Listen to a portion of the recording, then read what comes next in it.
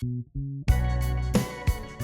think soccer domestically has played a really important role in terms of being on the front foot and leading some of the innovation, whether that's field level signage around the pitch, whether that's reverse production so that, you might be sitting in Nashville and what you see is different than someone that's sitting in Shanghai based on the technology. So it's a fascinating time to be in the sport, and it's exciting that we're playing a leadership role in how it's being pushed forward.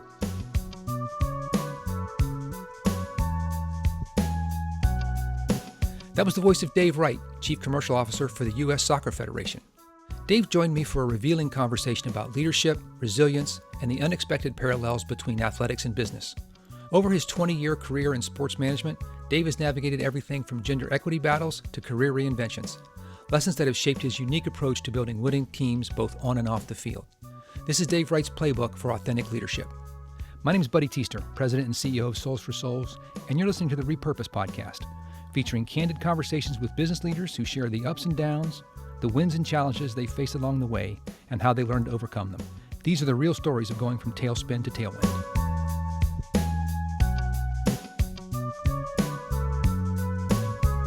Hey, Dave, welcome to this episode of Repurpose. It's a podcast where we get to talk to leaders about what they've learned and maybe wish they'd learned another way than the hard way. And so we're going to talk a little bit about that, especially around this sort of idea of tailspin to tailwind. So before we go any further, maybe a little bit about who you are and kind of where you are professionally at the moment. Awesome. Well, Buddy, it's a delight to spend time with you and look forward to the conversation. So right now, professionally, I am Chief Commercial Officer of the United States Soccer Federation. We are a national governing body, a 501c3 that governs the sport of soccer in the U.S. And it's at a time when there's a lot of excitement around the sport of soccer in this country, as you can imagine. So I pinch myself every day based on the seat that I sit in. I've been in the sport and entertainment space my entire career. So I got a sport business degree in grad school. I spent some time at Major League Soccer. I did a detour to baseball and was chief marketing commercial officer for minor league baseball, and now have been at the Federation for 4 years. And we recently just moved to Georgia. So from a lifestyle standpoint, we moved from sunny St. Pete to Fayetteville, Georgia, and it's been a lot of fun. We're having a blast, and life's really good. That's great. So I'm going to start with the title a little bit. We're going to get into other things, but Chief Commercial Officer is not a nobody has that title, but it's an unusual one. Can you talk a little bit about what that means for you at U.S. Soccer? Yeah, I think broadly, Buddy, it's a growing role within sport and entertainment organizations. I think sport has become big business and very sophisticated over the years, and particularly in the U.S. market. I mean, the U.S. market has always been kind of viewed as leaders in the sport and entertainment space. It's hyper competitive. So having leadership in positions that wake up thinking about the business is really important. So in its simplest form, I manage the business side of U.S. Soccer. And that's everything from partnerships, corporate partnerships, media, marketing, communications. We put on 20 to 25 events with our senior national teams, all outward facing business units that ultimately drive the business forward. And like I said, it's an exciting time to be with the sport of soccer broadly, and it's an incredibly exciting time to be with U.S. Soccer. Yeah. I have so many questions that we'll hopefully get a chance. So I have two that are pretty different. One is culturally, my wife is a giant Real Madrid fan, so that's mostly what I know of soccer for the last 4 or 5 years has been European soccer. And the commercial part is both giant, they've got sponsored shirts and all that sort of stuff, but on the field, very little. How does that compare to what's happening in the U.S.? Is it different? Is that a cultural clash that you have to manage? It's interesting that that's the perspective because, for the longest time, soccer or football globally kind of led the way when you think about authentic corporate brand integration into the sport, right? Yeah. So if you just look at the last, call it 8 to 10 years, actually a little bit farther than that, when you look domestically, the first league that kind of made the plunge in terms of on shirt or on kit branding was MLS. It was Major League Soccer. It was Oh, actually when I was there, it was the first of the big five leagues to do hmm. that. Now, obviously, NASCAR had been very They're creative way over the ahead on that. years. Yeah, they had figured that side out. But when you think about traditional court or field sports, it was very taboo Hmm. for a while. But yet the rest of the world had been doing it for generations. Yeah. Shortly after MLS, you started to see other domestic leagues really start to take suit. The NBA was next, Hmm. and they've had tremendous success. NHL has jumped in. You've seen the NFL dabble with it. You've even seen, of all sports, Major League Baseball, Yeah. which, as you can imagine, you use the word culture. Culturally, that took some doing, Sure. but that is really where the sport is headed, and it's really driven by the economics. And my earlier point about how it's big business, Hmm. right?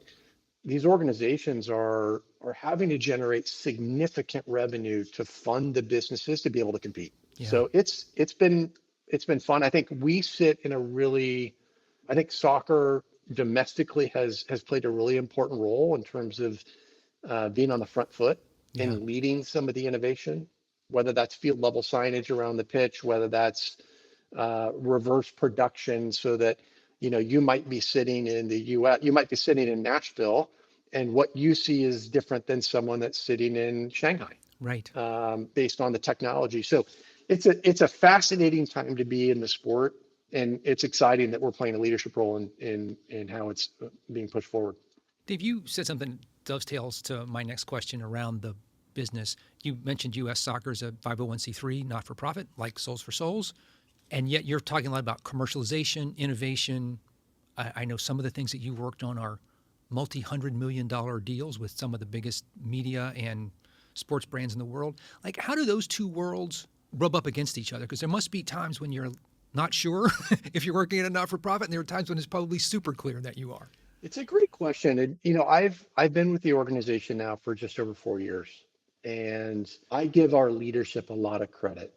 Cindy Parlow-Cohn, our president, our CEO, JT Batson, and the balance of our executive leadership team, I think, are all aligned around the importance of not only being fiscally responsible as a 501c3, but embracing the fact that, while we have governance and administrative and sporting needs as an organization, we're equal parts sales, media, and marketing company. Yeah. And that was a fundamental shift that was made a couple of years ago with a handful of really important decisions that we made.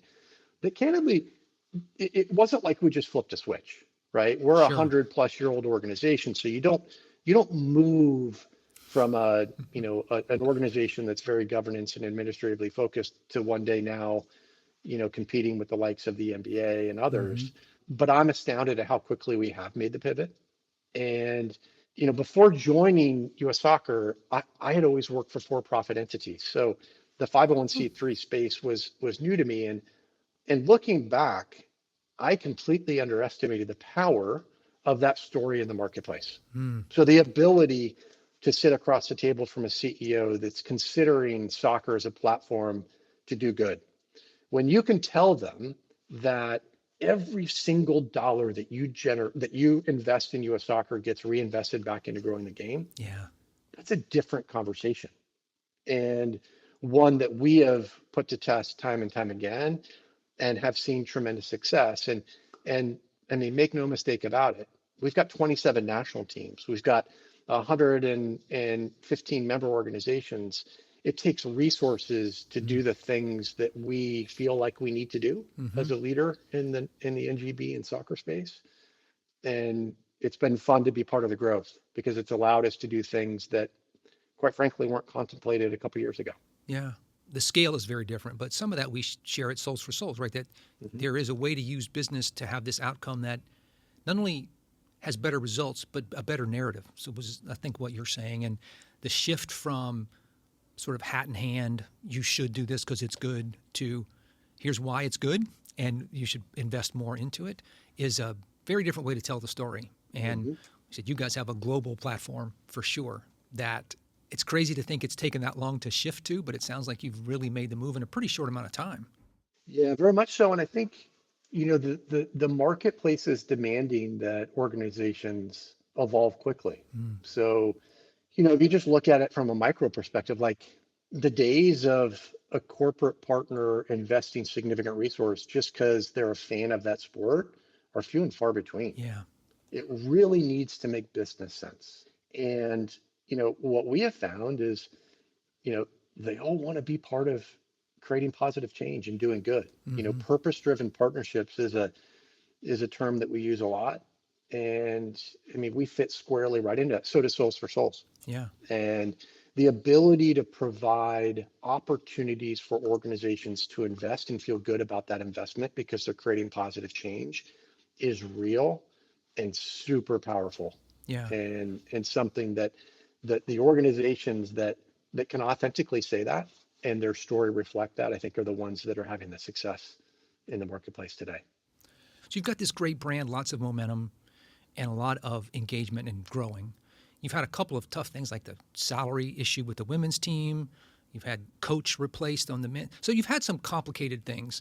I won't say it's a tailspin, but when you're out there selling the brand and the image, how do you turn that around to here's why you should continue to invest, or here's the issue that we think is really underneath this and how we're going to deal with it?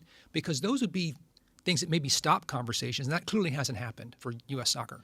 Yeah, I mean, it's very real, and I think, I've learned a number of things over my career, and I think authenticity matters. Mm-hmm. And I often use the phrase, "It's not always 75 and sunny," and that's okay.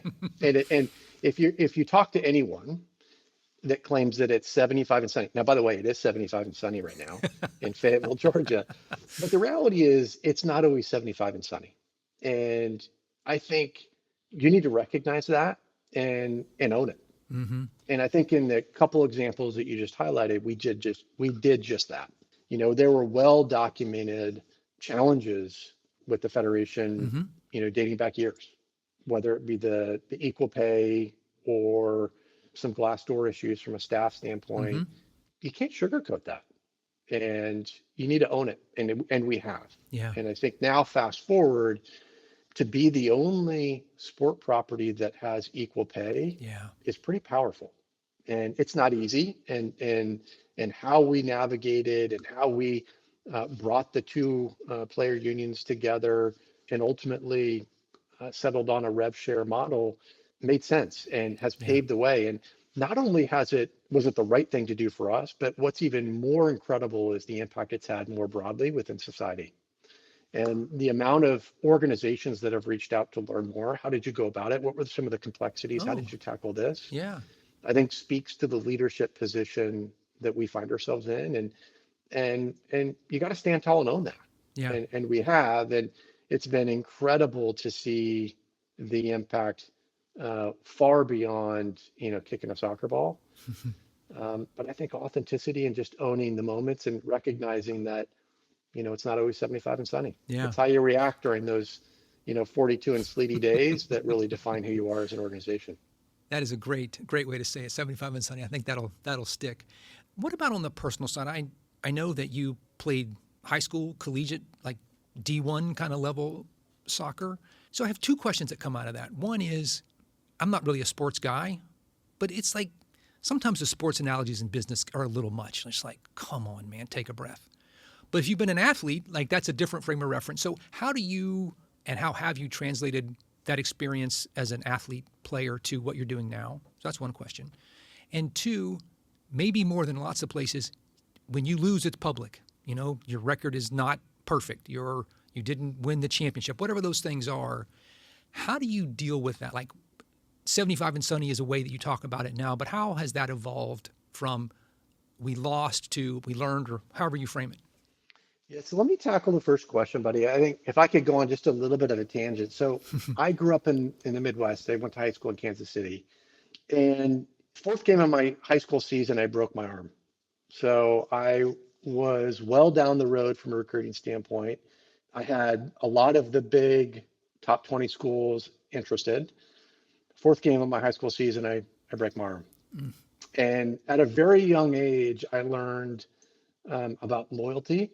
I learned about kind of where you fall in a pecking order. And While many of those schools dropped off, Indiana University didn't. Mm-hmm. And that's ultimately where I went, and had an awesome career, and love every single day in Bloomington. Met my now wife there as well.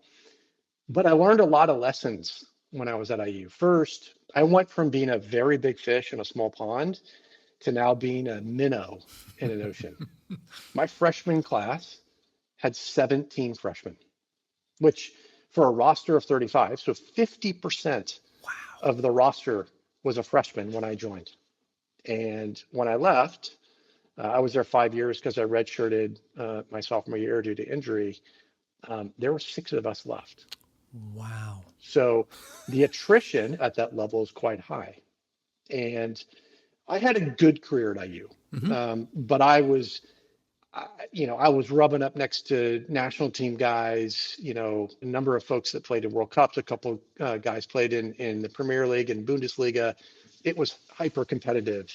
And interestingly, after my sophomore year, I had just redshirted. It was a tough time, Mm-hmm. and it was the first time I didn't really have soccer. I wasn't really getting the attention that you're so used to. I was really close to transferring. Oh. And I often think back to that time. That was the easy thing to do. I could have transferred and almost gone anywhere. Mm-hmm. And I chose to stick it out and stay in Bloomington. And it was a really important decision for my maturation. I learned that while I may not have been the most technical player, I was always going to be the most fit, the most prepared. I was a leader on and off the field. So those intangible skills that, really prepare you for life. And I often look back now, and I went to grad school because I thought I wanted to coach. Mm-hmm. And while I chose to go the business side, I have no doubts that I would have been a very good collegiate coach. I look back now, and while I didn't go the collegiate coaching route, I've been coaching every single day since graduation of grad school. It's just a different environment. Yeah. And so now I look at why have I been successful? And I think there's a number of themes that I've learned over the years that I really lean into. And one is just the power of people. And, I have an ability to identify really, really talented people, but more importantly, how you bring really, really talented people from diverse backgrounds and create a cohesive unit Mm-hmm. that is striving for excellence.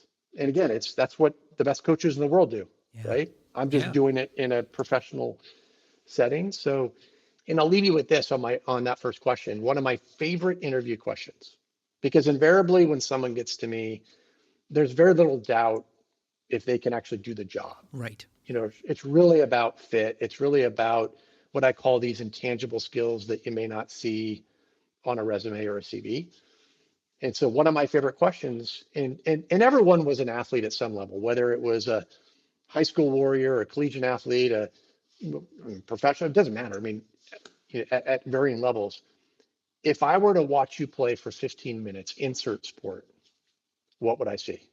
And to hear Oh. them talk about themselves as an athlete, it shows how they kind of that introspective Mm-hmm. piece, but then also to hear them describe things like, I was the sixth man on the basketball team, but I had, I was the guy that was diving on the floor to save it from going out of bounds.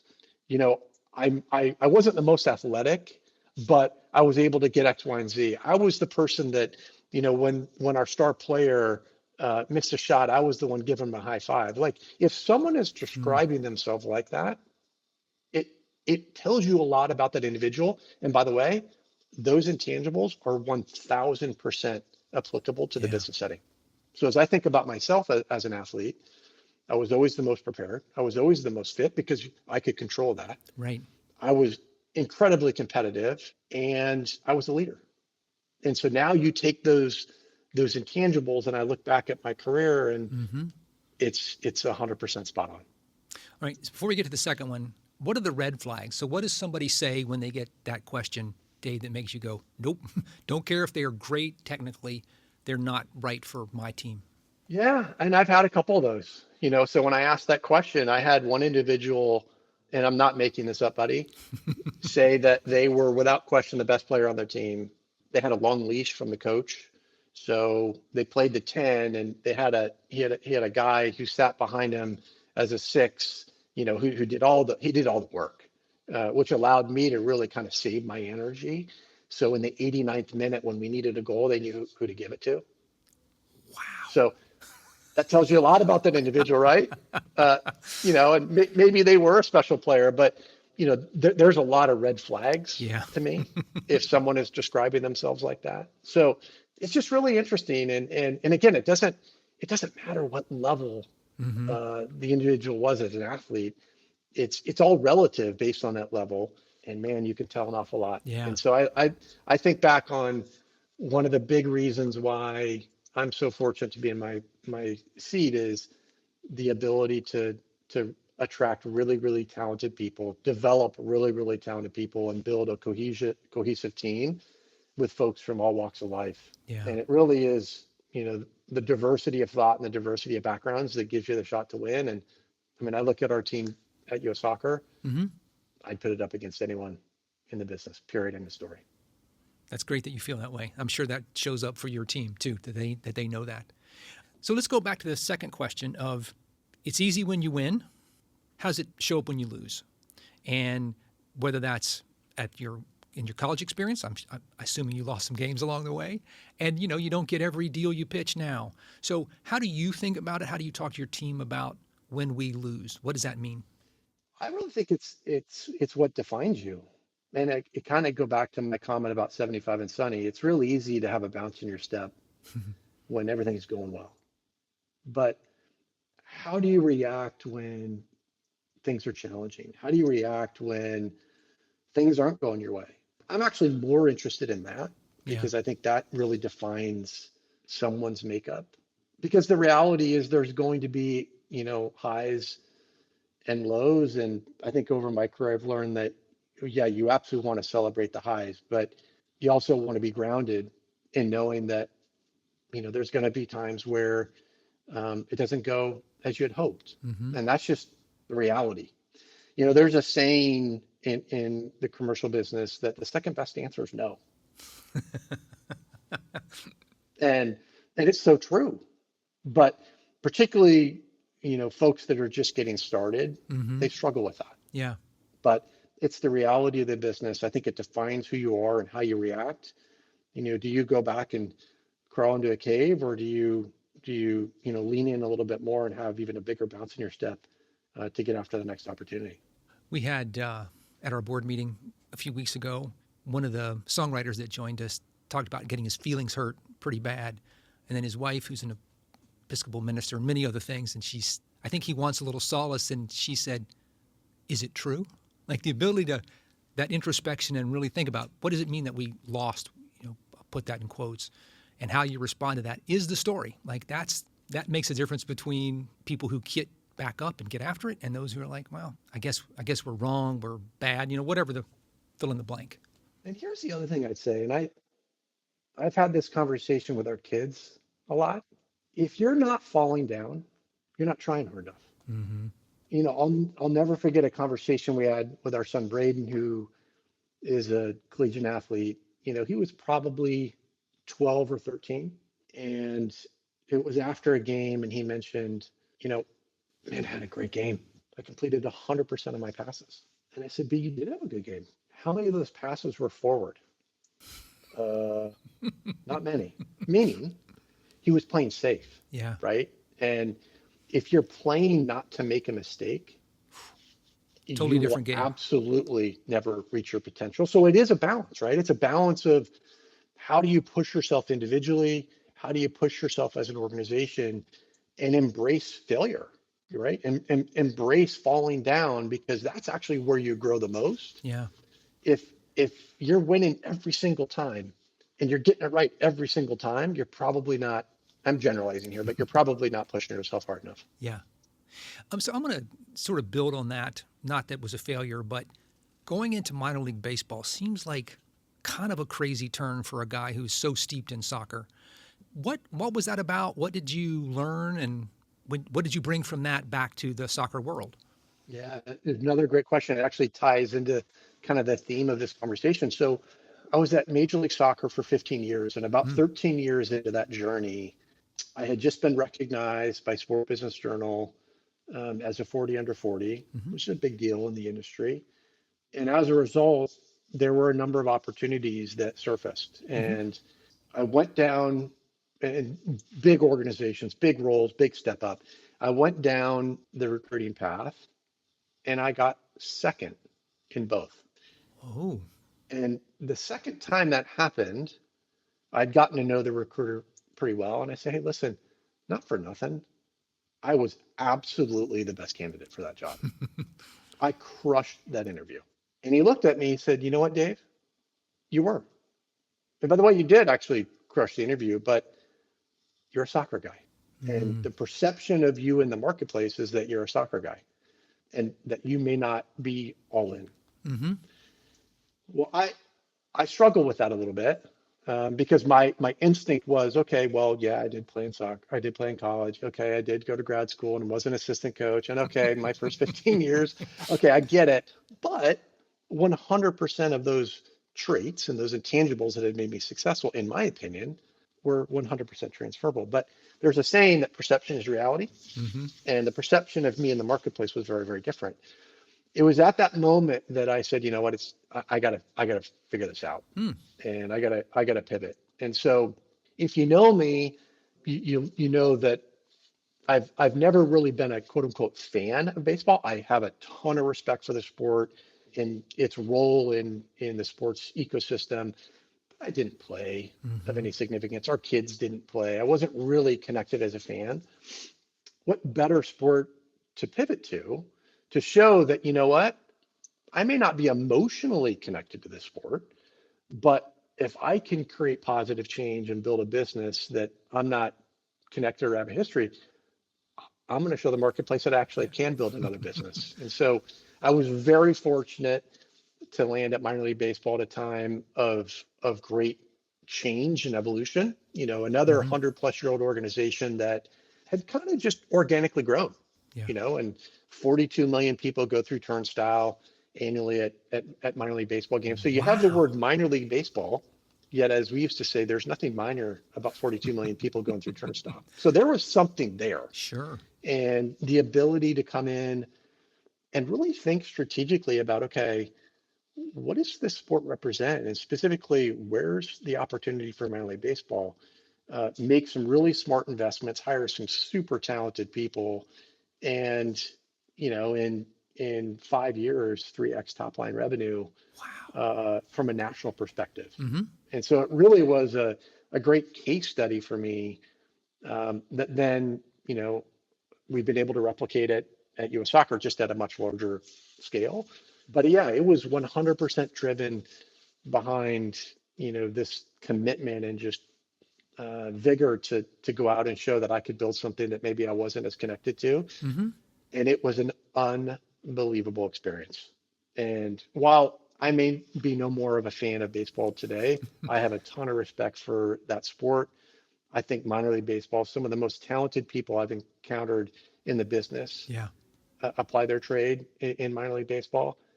And it really taught me a lot and set me up for great success at US Soccer. Well, it seems like a forward pass, to go back to your analogy with your son. Definitely a forward pass. Yeah. So I get two more questions before we wrap up. So the first one, this theme of tailspin. Dave, what has been one of those decisions that didn't go the way you wanted? Like, you know, you've clearly recovered. You've gotten back to an amazing spot professionally. So this could be personal, but what is an example of a decision, situation that just went south on you, that was just tailspin? You know, it's interesting. I look back and there's nothing that I would change. So let me start with that. I think that there's been two cases in my career where I've hired a lot of people, but I've made two challenging hires. And it has taught me a lot. One of the things it's taught me is there's an element of trust in your gut. And in both of these cases, really important hires were made, and I went against my instinct for a variety of reasons. Sure. And as a result, in both cases, they didn't work out. Now you're not going to bat 1,000. Right. See, I did learn something from baseball. Um, but hiring is really important, and putting in the work on the front end Mm-hmm. is critically important. Making sure that you're eliminating biases. By the way, we all have innate bias Mm-hmm. and unconscious bias. So you have to be very intentional. As I like to say, I'm not hiring the next Dave Wright. I've got Dave Wright covered. I'm hiring someone who's better, smarter, and is going to make the organization, challenge the organization and me to reach new heights. But you have to be very intentional with that. Yeah. And in those two cases, I went against my instincts, Mm. and it was a costly error, because when you do that, it takes time. It takes time to recover, Yeah. and can set you back depending on the position. Yeah. Takes time to figure it out and then time to recover, both. Right. That's right. Can be a long dip. All right. So the last question, and thanks for sharing all this. I appreciate your candor and a little behind the scenes of what it's like at U.S. Soccer and maybe even at minor league baseball. But this is more of a personal question. Lots of times the question that you get asked is, what do you wish you knew 20 years ago, or you could tell your 20-year-old self? I'm going to ask sort of the opposite of that. You're in a great place right now, it sounds like, professionally, your kids, you moved to Georgia, you love all this, and there's a lot of upside. So what do you want to remember 20 years from now about this moment that's good or bad or special, set when you're, I don't know how old you are, but 20 years from now, you're like, I need to hang on to that. Time is not endless. So making sure that you're stopping to embrace all those special moments that can go by in a heartbeat. There's some incidents that have happened in the last week that kind of put things into perspective. Yeah. So making sure that it's so easy to get caught up in the rat race. You get on the treadmill and you just go, Mm-hmm. right? All industries are different and unique, but the sport and entertainment industry is by nature just fast. Mm-hmm. And you have to have a certain engine to keep up. So ensuring that I keep that balance. Now, while both of our kids are in college and we're a close family and we talk daily, you don't want to lose that, because it can go like that. Well, Dave, that is a perfect place to end. I really appreciate you taking the time out of all the balls you have in the air. It's a pleasure to have you here on this podcast. It's a pleasure to work with you on our Souls for Souls board. So thanks for all that insight, and look forward to seeing you again soon. Thanks. Thanks, buddy. It's been fun. Thanks for listening to the Repurpose Podcast with Buddy Teaster. You can learn more about what we do at s4s.org. And if you like this content, please share, rate, and review our episodes wherever you get your favorite podcasts.